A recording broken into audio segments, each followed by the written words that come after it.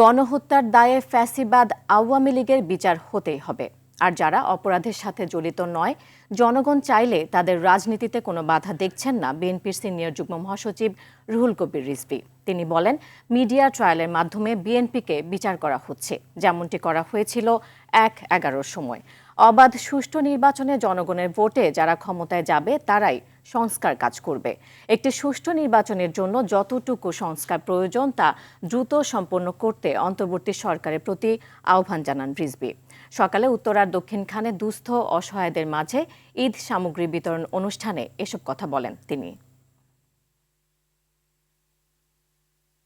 যারা অপরাধের বিচার হলে তারপরে জনগণ কাছে গিয়ে জনগণ যদি তাদেরকে রাজনীতি করার সুযোগ দেয়, তো সেখানে তো আমাদের কিছু বলার নাই। যে লোক আওয়ামী লীগের নেতৃত্বে আসবেন, সে যদি অপরাধ না করে, সে যদি ছাত্র হত্যা না করে, সে যদি কোনো অর্থ লোপাট না করে, টাকা পাচার না করে, এইরকম লোক যদি নেতৃত্বে আসে, তাহলে সেই আওয়ামী লীগ কেন রাজনীতি করতে পারবে না?